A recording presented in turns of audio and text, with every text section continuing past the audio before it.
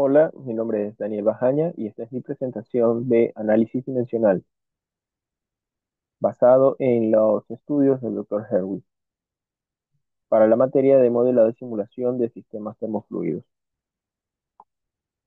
Para comenzar, vamos a definir qué son los microcanales.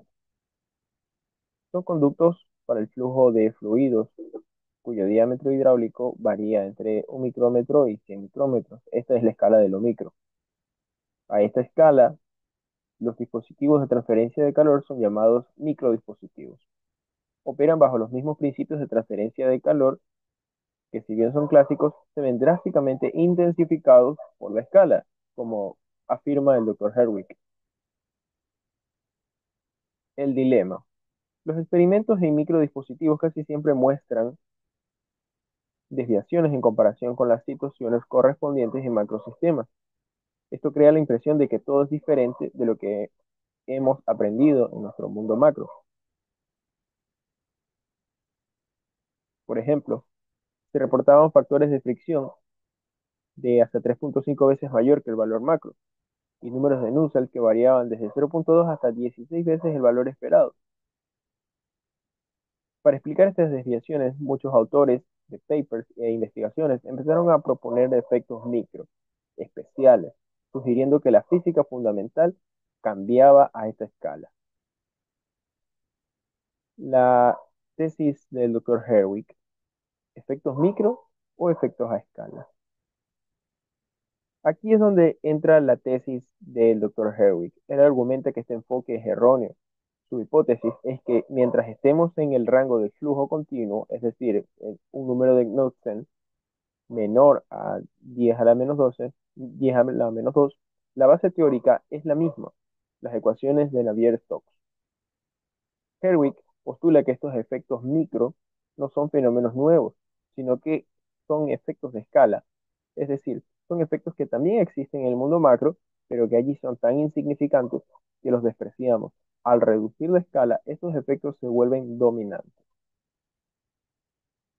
La herramienta clave propuesta por el Dr. Herwig: el análisis dimensional. ¿Cómo podemos identificar sistemáticamente estos efectos? La respuesta está en el análisis dimensional.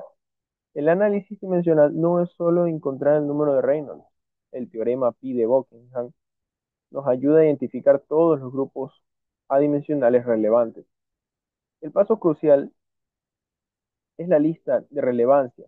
Al decidir qué variables son relevantes y cuáles no, estamos de hecho eligiendo un modelo matemático físico. Y aquí es donde ocurrían los errores en los demás experimentos.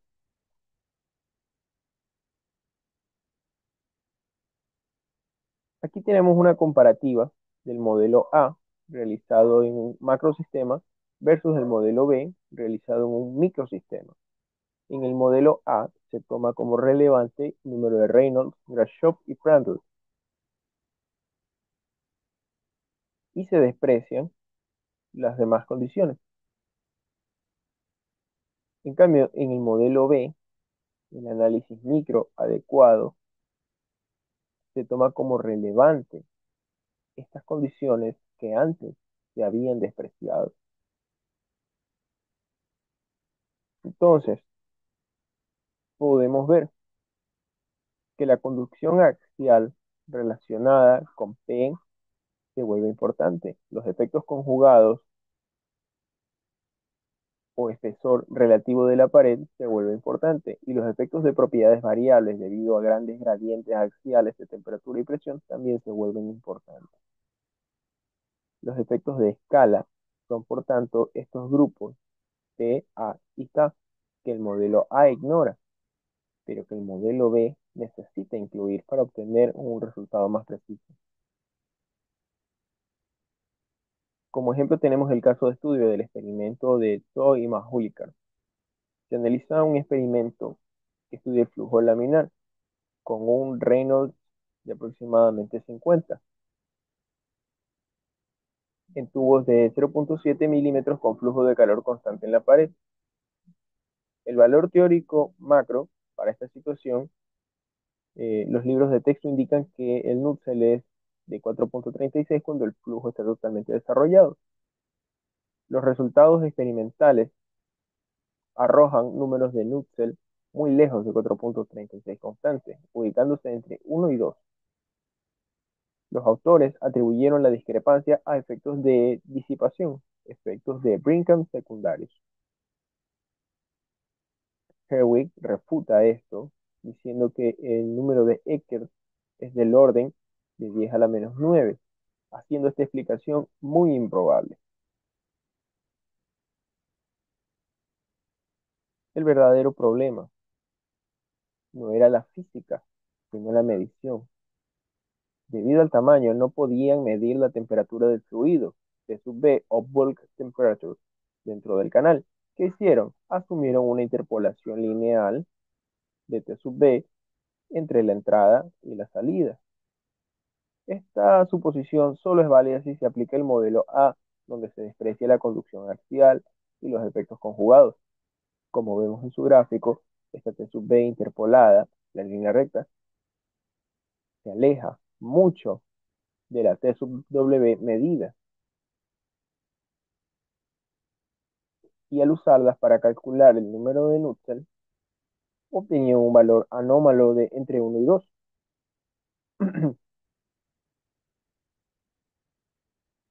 La solución que propuso Herwig, el poder del análisis dimensional. Herwig se preguntó, ¿qué pasa si usamos el modelo B? Realizó una simulación CFD que sí incluía los efectos de escala que el modelo A despreció, lo que es la conducción axial y la transferencia de calor conjugada. Los resultados fueron reveladores. La temperatura real del fluido no es lineal en absoluto, debido a estos efectos de escala.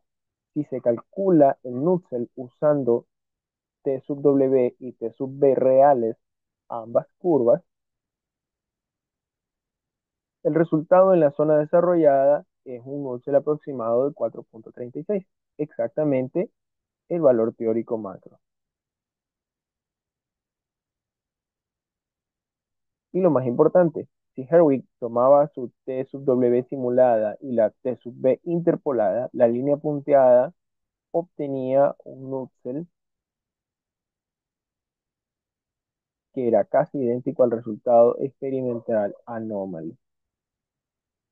El efecto micro no existía.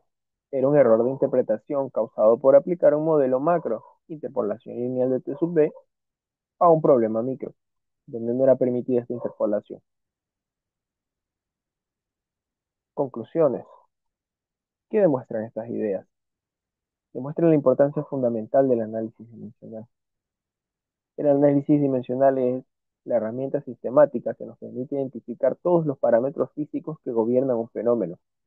Nos obligan a ser explícitos sobre nuestro modelo físico-matemático, es decir, qué efectos estamos despreciando. Como demuestra el Dr. Herwig, un análisis dimensional riguroso nos habría dicho que los efectos de conducción axial y conjugados no podían despreciarse a microescala. Hacer esto desde el principio nos habría llevado al modelo B, evitando la conclusión errónea de los efectos Brickman y explicando por qué la interpolación lineal de T sub B era incorrecta. En resumen, la física de Navier-Stokes sigue siendo válida. Lo que cambia es qué partes de la física podemos ignorar, y el análisis dimensional es el mapa que nos dice exactamente qué efectos importan en cada escala. Muchas gracias por su atención.